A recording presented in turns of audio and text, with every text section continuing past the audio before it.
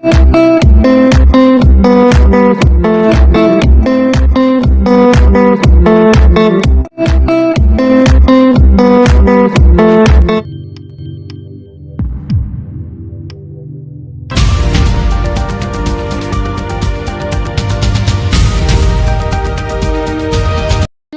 ಬಗಲಿ ಆಯ್ಕೆ. ವಿಜಯಪುರ ಜಿಲ್ಲೆ ಇಂಡಿ ಪಟ್ಟಣದಲ್ಲಿ ನಡೆದ ಕರ್ನಾಟಕ ರಕ್ಷಣಾ ವೇದಿಕೆ ಪ್ರವೀಣ್ ಶೆಟ್ಟಿ ಬನ ತಾಲೂಕು ಸಮಿತಿಗೆ ಪದಾಧಿಕಾರಿಗಳನ್ನು ಆಯ್ಕೆ ಮಾಡಲಾಯಿತು.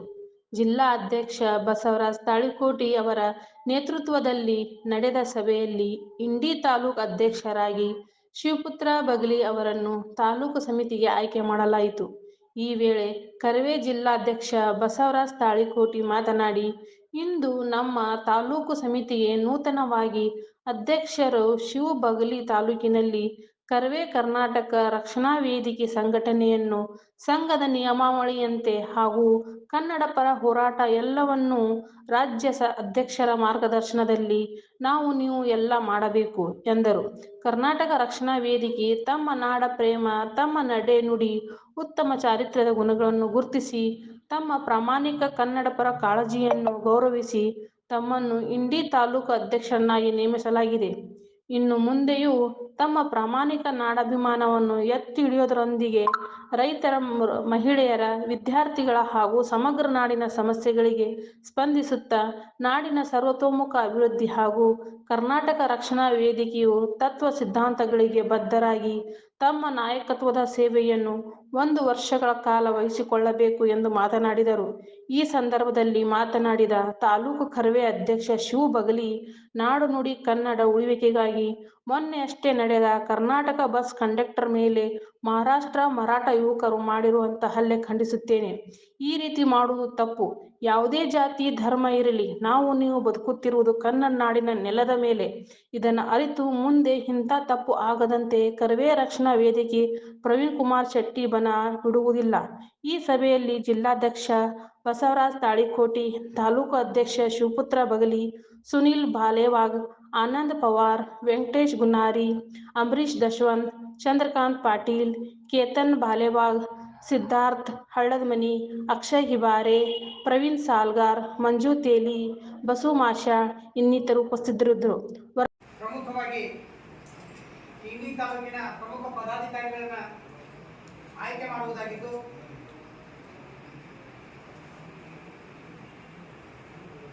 ಇಂದು ಈ ಒಂದು ಸಭೆಯನ್ನ ಜಿಲ್ಲಾಧ್ಯಕ್ಷರಾಗಿರ್ತಕ್ಕಂಥ ಬಸವರಾಜ್ ತಾಳಿಕೋಟಿ ಅವರ ನೇತೃತ್ವದಲ್ಲಿ ಒಂದು ಸಭೆಯನ್ನು ಆಯೋಜನೆ ಮಾಡಲಾಗಿದ್ದು,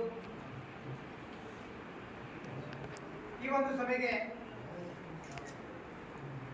ನಮ್ಮ ಜಿಲ್ಲಾ ಉಪಾಧ್ಯಕ್ಷರಾಗಿರ್ತಕ್ಕಂಥ ಸತೀಶ್ ರೆಡ್ಡಿ ಅವರು ಕೂಡ ಆಗಮಿಸಿದ್ದಾರೆ. ಅವ್ರಿಗೂ ಸ್ವಾಗತಿಸುತ್ತಾ, ಇನ್ನೋರ್ವ ನಮ್ಮ ಉತ್ಸಾಹಿ ಮಾರ್ಗದರ್ಶಕರು, ನಮ್ಮ ಇನ್ನೋರ್ವ ಜಿಲ್ಲಾ ಮುಖಂಡರಾಗಿರ್ತಕ್ಕಂಥ ಬಾಳು ಗಣೋರಿ ಸಹೋದರಿದ್ದಾರೆ, ಅವ್ರಿಗೂ ಕೂಡ ಸ್ವಾಗತಿಸುತ್ತಾ, ಅವರಿವರಲ್ಲದೆ ಈ ಒಂದು ಸಭೆಗೆ ಆಗಮಿಸಿರ್ತಕ್ಕಂಥ ಎಲ್ಲ ನನ್ನ ಕನ್ನಡದ ಮುದ್ದು ಮನಸ್ಸುಗಳಿಗೆ ಹೋರಾಟ, ಎಲ್ಲಿವರೆಗೆ ಹೋರಾಟ, ಯಾತಕ್ಕಾಗಿ ಹೋರಾಟ, ಯಾತಕ್ಕಾಗಿ ಹೋರಾಟ, ಬೇಕೇ ಬೇಕು, ಬೇಕೇ ಬೇಕು. ಅಯ್ಯಯ್ಯೋ ಅಯ್ಯಯ್ಯೋ ಅಯ್ಯಯ್ಯೋ ಅಯ್ಯಯ್ಯೋ, ಬೇಕೇ ಬೇಕು, ಬೇಕೇ ಬೇಕು. ಕರ್ನಾಟಕ ರಕ್ಷಣಾ ವೇದಿಕೆ ಹೋರಾಟಕ್ಕೆ, ಕರ್ನಾಟಕ ರಕ್ಷಣಾ ವೇದಿಕೆ ಹೋರಾಟಕ್ಕೆ. ಮುಖ್ಯಮಂತ್ರಿ ಅವರ ಹೋರಾಟವನ್ನು ಉದ್ದೇಶಿಸಿ ನಮ್ಮ ಜಿಲ್ಲಾಧ್ಯಕ್ಷರು ಒಂದೆರಡು ಮಾತುಗಳು ಹೇಳುವ ಮುಖಾಂತರ ಈ ಮನವಿಯನ್ನು ಸಲ್ಲಿಸಬೇಕು ಅವರು ವಿಜ್ಞಾಪನೆ ಮಾಡ್ತಾರೆ.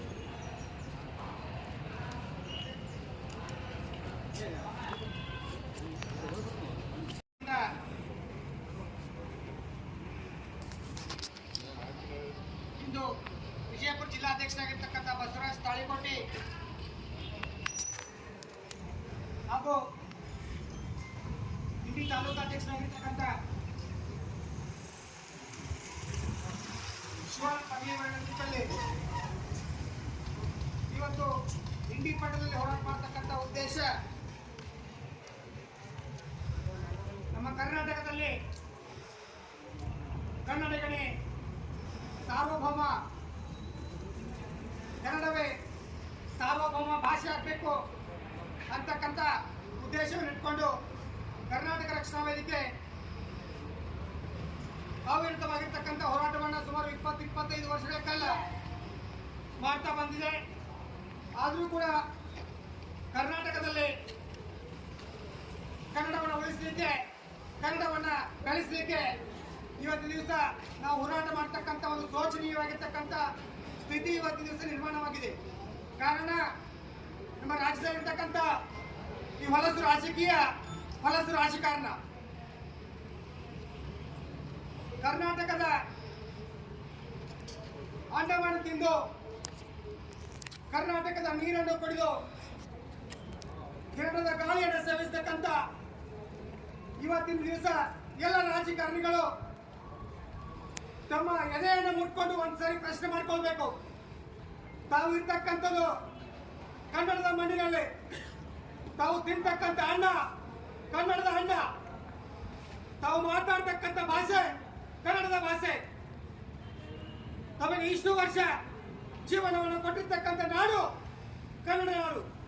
ಆದರೂ ಕೂಡ ತಾವೇನ್ ಮಾಡ್ತಾ ಇದ್ದೀರಿ ಇವತ್ತಿನ ದಿವಸ ಕನ್ನಡಕ್ಕೆ ಅವಮಾನವಾದಾಗ, ಕನ್ನಡದ ಕಡೆಗಣನೆ ಆದಾಗ ತಾವ್ಯಾರು ಏನಪ್ಪಾ ಅಂದ್ರೆ ಅದ್ರ ವಿರುದ್ಧ ಧ್ವನಿ ಎತ್ತಾ ಇಲ್ಲ. ಕೇವಲ ಅದರ ವಿರುದ್ಧ ಧ್ವನಿ ಎತ್ತಕ್ಕಂಥವರು ಕೇವಲ ಕನ್ನಡ ಪರ ಸಂಘಟನೆಯವರು.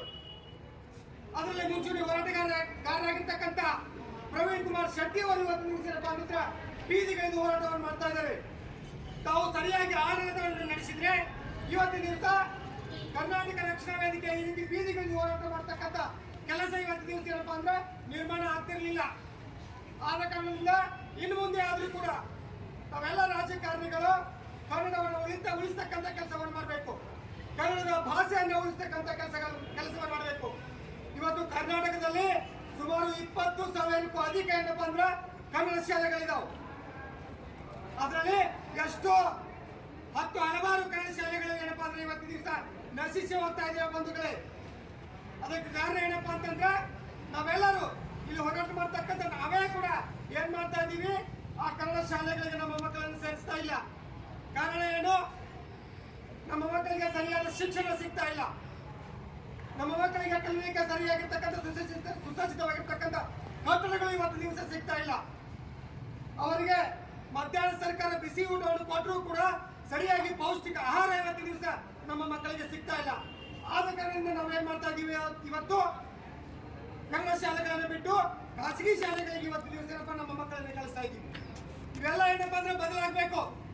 ಇವೆಲ್ಲ ಬದಲಾಗಬೇಕಂದ್ರೆ ಏನ್ ಮಾಡಬೇಕು, ಎಲ್ಲ ರಾಜಕಾರಣಿಗಳು ಬದಲಾಗಬೇಕು.